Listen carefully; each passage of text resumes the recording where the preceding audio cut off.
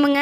உலகெங்கும் வாழும் தமிழர்களுக்கும் உழவர்களுக்கும் இனிய தைத்திருநாள் மற்றும் மாட்டுப்பொங்கல் நல்வாழ்த்துக்களுங்க. முதல்ல லட்சுமியோட பிறந்த நாள் அன்னைக்கு அவளை நல்லா குளிக்க வைக்கணுங்க. எத்தனை நோம்பி வந்தால் விவசாயிகளுக்கு மாட்டுப்பொங்கல் வந்தால் தான் சந்தோஷமாக இருக்குமுங்க.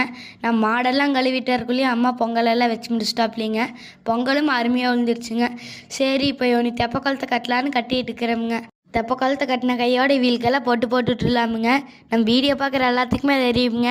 நம்ம மாட்டுகளுக்கெல்லாம் கொம்புக்கு பெயிண்ட் அடிக்க மாட்டோமுங்க. எப்போவுமே காவிக்கல் தான் பூசுவோமுங்க. என்ன பார்த்திங்கன்னா கொம்பில் பெயிண்ட் அடித்தா சூரிய ஒளியே வராதுங்க. நம்ம போட்டு வரக்குள்ள அப்பா தழுகையெல்லாம் போட்டு ரெடி பண்ணி வச்சுட்டாப்லிங்க. இனி சாமி கும்பிட வேண்டியது தாங்க. இனி வர வருஷமாவது நல்லா மழை பெஞ்சு விவசாயம் செழிக்கணும்னு நம்மெல்லாம் வேண்டிக்கலாமுங்க.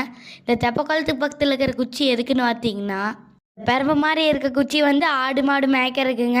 இந்த கவை மாதிரி இருக்க குச்சி வந்து மாடுகள்லாம் வேலிக்கிட்ட போச்சுன்னா வேலையை தள்ளி பிடிக்கிறதுக்குங்க. இந்த கொக்கி மாதிரி இருக்கிற குச்சி எதுக்குன்னு பார்த்தீங்கன்னா, மரத்து மேலே இருக்கிற இலை தள்ளையெல்லாம் கீழே இழுத்து பிடிக்கிறதுக்குங்க. கையோட எல்லாத்துக்கும் தீவத்தை காட்டி திண்ணீர் போட்டுட்ருலாமுங்க. அப்படியே கொஞ்சம் தழுவி எடுத்து எல்லா மாட்டுக்கு கொடுத்துடலாமுங்க. 2 நாளாக எல்லாம் நாம் தான் மாடு கழுவி கஷ்டப்பட்டு வேலை செஞ்சோமுங்க. இங்கே ஒருத்தர் வேட்டி சட்டையெல்லாம் போட்டு மைனர் மாதிரி டிப்டாப்பாக வந்துருக்கிறாருங்க. எப்பவுமே பாடு வர்றவனுக்கு 10 பல்லம், இழிச்ச வாயினுக்கு 20 சொல்லங்கிற பழமொழி சரியாக தான் இருக்குதுங்க. வீடியோ பார்க்குற எல்லாத்துக்கும் நன்றிங்க.